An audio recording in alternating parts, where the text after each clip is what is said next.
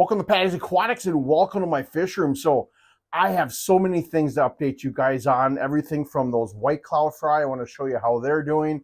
I have my crabenzas, I'm going to show you what's going on with them. The whole fertilization process of testing the different fertilizers in the different tanks.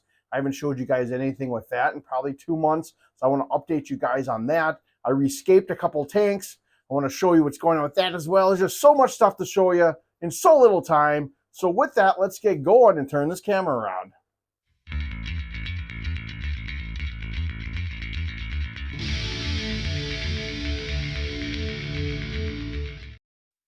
All right, so if we want to start somewhere, I guess let's start with two things at once. The tanks I rescaped and those white cloud fry. These are my two 10-gallon tanks that I have above my Oscar tank in this rack. Now, I wanted to plant them. I wasn't sure what I wanted to put in them. So I just threw some gravel substrate in this one, gravel sand mix in here. I split up some crypt I had in here and an Anibius and a sword in this one and a small sword in that one. I got the swords in the crypt from this tank here, which I'll show you in a little bit. It was getting so overcrowded. That big sword over there was just going nuts and it was cramping everything. So I pulled some of them out of there to give room for that. And then added bonus, I have some plants to be able to plant this these two tanks with to start off with.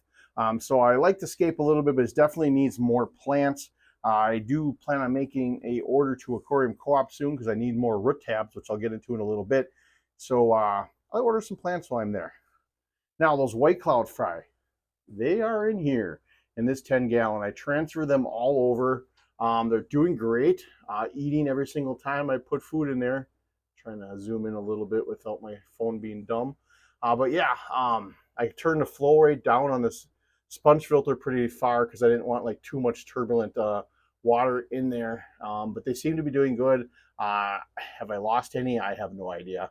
I haven't got a good count, but what I did is I took a little siphon and I siphoned these guys out of that other tank into my specimen container, then poured them in here, and that's how I got them all in here. I got every single one. So they're doing great. I can't wait for these things to grow up a little bit more and see what's going on. Now, in this one, I have CPD fry, the ones that I had in my little tank down here from siphoning them up from there. Well, I took all of those that were in there and I put them in here. So this is going to be my new little CPD grow tank. And honestly, I probably will keep this as a tank itself for CPDs. I'll keep taking all the fry I find from that tank down there and adding them here. And I do have a little project with these CPD soon. If you remember, the breeding project I did for these in that little tank, I'm going to try it with CPDs very soon and see if I can get a batch of them. So if I get a bunch of those guys, well, I'll have to grow them up in that other tank before they get big enough and split them between the two. But that's the plan for that. Breeding for the white clouds, or the rice fish is going pretty good. I have a video coming out for that. If you haven't, maybe it's out already, maybe it's not. But I put the whole process of how I'm breeding my Medaka rice fish, and it's slowed down outside. It's gotten colder here in Wisconsin, so the egg laying has slowed down tremendously, but I am still getting some fry here and there. My setups, I put the Platinum Blues in this one, King Yamas in this one, and my Metanos in my tank from over there and here. Once they hatch out, I'll throw them in their respective tanks. Sparkles is doing great in his new tank setup. Fighting really no algae in this one, which is awesome. Putting the root tabs and the liquid fertilizer in here, and everything's doing great. Puff Daddy, now this tank, let me take a seat to explain and get a better viewpoint here. Sorry about the glare, but you're going to get that in my fish room with tanks surrounding me. I just pulled a bunch of algae out of this one. See, what happened was I got a new light from a company, and I think I mentioned that in the past video, and the timer was confusing me a little bit, and it wound up staying on all night, numerous nights before I figured it out. Well, in turn, algae kind of took over, and I've been battling it, so I can't say if I can completely blame it on the light, but I think that's the main root cause of it because it was doing pretty good before that. So I am debating putting maybe a blackout in here with no light on for, a few days to see if that helps a little bit, but so this is just kind of wait and see and hope this clears up because it's kind of annoying if you want me to be completely honest. I'm sick of battling algae in this tank. Maybe I need to step up my filtration. Maybe these 2 sponge filters just aren't enough in here for it. I'm not sure. I used to have a Fluval 306 canister filter in here. I took it out when I went dirted and went no air, no filter. And I tried to bring it back out when I set this back up when I put the inert substrate back in, but I broke it. So yeah, so if there's any companies out there that want to try out a new canister filter, hey, I'm your guy. I'll try it out and see if it works or not. But yeah, so that's Puff Daddy's tank. Now I showed you this one already. I'm really loving that sword. It has just shot up in the last 2 months, like considerably. So, and there's not a lot of livestock in here either. I have probably like 6 of those platinum blue white clouds in here that I did not throw out into the summer tubs. Weirdly enough, I've seen a couple females with eggs on their bellies once in a while, but I have not seen any fry. But I do have the shrimp in here too that I used to have in that I had in a little bowl I set up over a year. It was blue dream shrimp and cherry shrimp. And this is what came out of it. They're blue, but they have a little hint of reddish brown to them. So I'd be kind of interested to see if anything comes of that. I highly doubt it at this point if I mix some red in here. I'm sure eventually they're just going to turn brown. But it was a cool little experiment, you know, that white whale of trying to find a purple shrimp. All right, CPD tank. Now, this one, again, is slow and steady. Those crypts are slowly coming back. But the one thing I have noticed is my algae issue in this tank is almost gone. I have a little bit on the substrate yet, but other than that, there is no more. I had a snail problem in here, which is starting to creep back up again, so I need to put my Aquarium Co-op Easy Snail Catcher back in here and catch about 100 of them overnight and delete that population a little bit. And again, with this one, what I do, I added 3 of the ones that I pulled out, like that's one of them that I had growing up in here. So I added those into here, and they really haven't mixed with the colony yet. They're starting to a little bit, but what I do, like I've mentioned in other videos, I'll find fry swimming up in this corner around this plant. So every day when I come down here, I keep an eye out, and if I see it, I grab my little siphon, and I siphon it out of there to get it out so they don't get eaten. But yeah, CPD tank's doing great. Just waiting for those crypts to come in. I swear, when these crypts grow in, this tank is going to be just awesome looking with those. It's to be a crypt jungle. I can't wait for it. And like I said, I plan on taking some of these out of here and doing a little breeding project with them probably this week. Now, the tank that I was using to grow out those fry that I was pulling out, I pulled some rice fish out from my tubs outside and brought them in. Now, I mentioned it in that rice fish video, if it hasn't come out yet, this orange one here. Now, in my big tub outside, I only have the platinum blue rice fish, and I've seen this little one since I thought it was a rice fish when it first was hatched. It was the first one I seen, but it started turning orange. And I'm like, that's kind of weird because I don't have any orange rice fish in there. I only have the platinum blues. How am I getting an orange one in there? Well, it's honestly a mystery. All I can think is that when I was pulling eggs from the King Yama tub, that I must have had an egg or something stuck on my finger. And when I went into that tub to pull eggs, it came off and it hatched and survived. That's all I can think. I don't know how else it got there. It's not even the tub right next to it. It's the tub farthest away. I don't know if a bird would necessarily pick that up and bring it in there. That doesn't really make much sense to me. The only reasonable explanation I can think is I had it on my finger when I was pulling eggs and it got transferred in there. But either way, it's a kind of cool surprise. Now, speaking of the Kigiyama Badaka rice fish, they are all the adults are outside in their summer tub, but I've been putting their fry in here. I showed that in that rice fish video as well. They're kind of small. Like here's probably one of the bigger ones. There's probably like 3 or 4 about that size. And then there's a bunch of them that are sitting up at the surface. They're going to be really hard to see. That are skimming across like that. And I feed them a few times a day. Hopefully they're going to get big enough before I put the parents back in here, because that's going to be within the next month. Otherwise, the adult ones are going to have to be put in a different tote or something for a couple months until these get big enough where I can put them in there without them getting killed and eaten, because I don't want that. Matano rice fish. All right. These things are doing good. I got the spawning mop in there. I check it every day. I pull eggs. I don't get a lot of survival rate out of the eggs, to be quite honest, but I am getting some. I had about 4 I just transferred in here from my little tank I was using to hatch them out. They're doing great. I have 2 more in that little 2.5 gallon tank I have up there as well. So it's slow, but hey, I'm getting some numbers and I'm okay with that because I don't really plan on selling these unless I get like a huge population of them.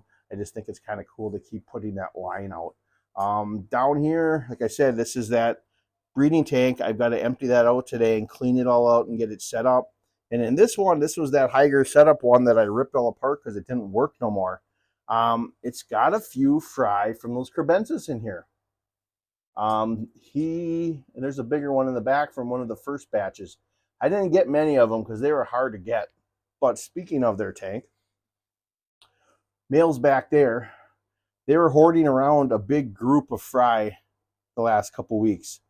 But the female had got bright reddish purple in the tummy, and she's disappearing now, and I really have a feeling she's probably laying eggs again.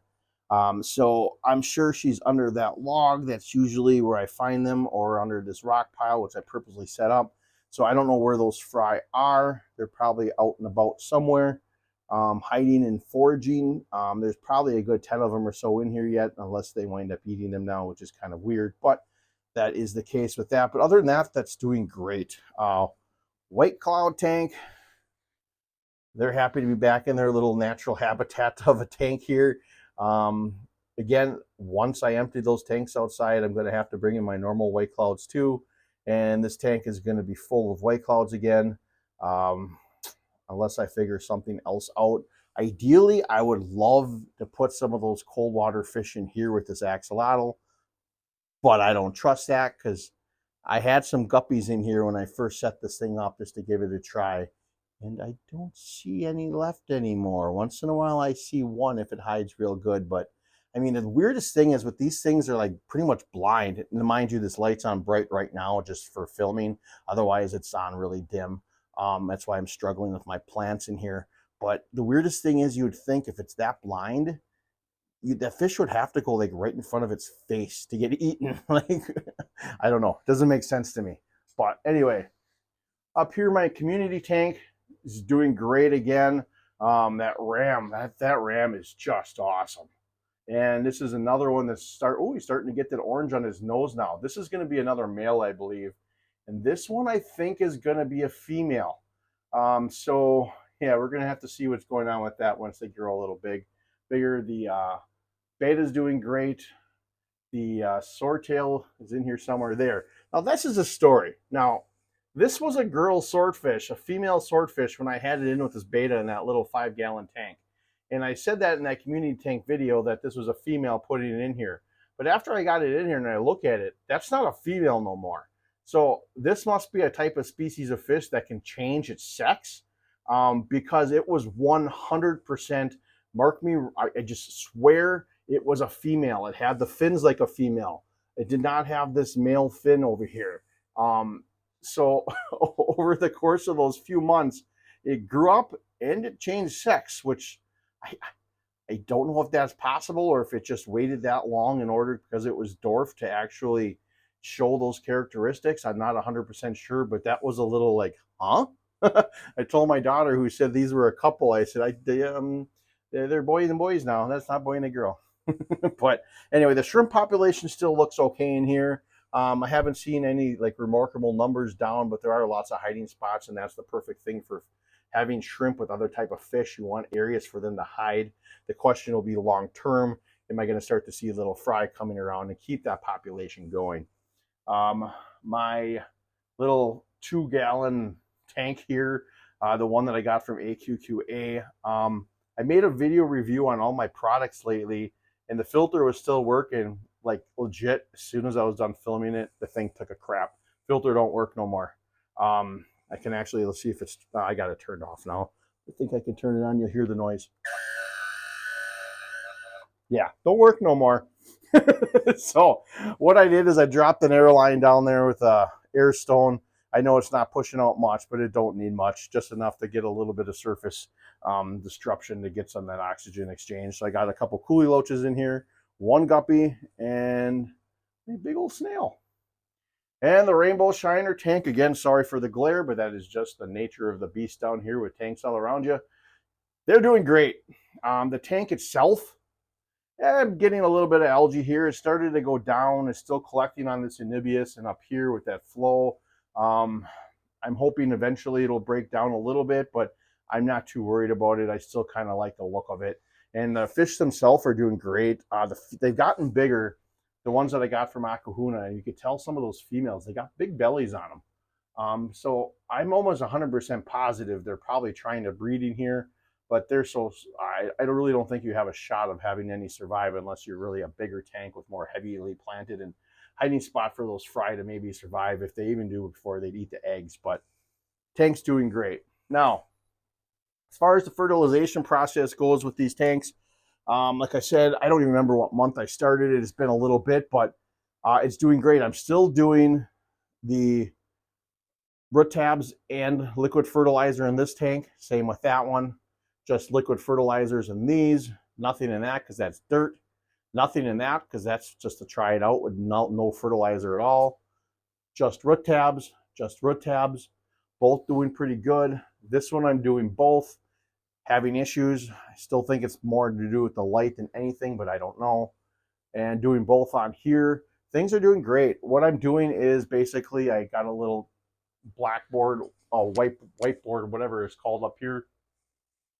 Kind of mock the layout of my fish room, number them, and then I kind of write down when I do my water changes, when I do my liquid fertilizers and root tabs, and then when I clean my filters last and stuff like that, just for notes, because I found that to be my hardest thing in years past, was trying to remember the last time I did things. So I'm due to do my fertilizers right now. I don't think I updated it on there, 8/24. Yeah, I might have, I don't remember. And my root tabs are due as well. I have to order some of them, like I said in the beginning, so I got to get that taken care of probably right after I'm done making this video to make sure that I've got that process going. And I'm really excited to see the progress of this keeping going. The tanks are really starting to come along, in my opinion. Yes, I'm still battling a little bit of algae in some of the tanks, but you know what? This is all a process. It's a journey, and I absolutely love every second of it. So with that being said, I'm rambling on quite a bit, ain't I? But I absolutely love this hobby, and I love everything about it, and I love sharing it with you guys. And I hope you enjoy watching it, and I hope you continue to watch it, because that's what's so fun about this. So I hope you enjoyed the video. Hit that subscribe button if you're interested to see more. And as always, hope to see you again next time here at Patty's Aquatics.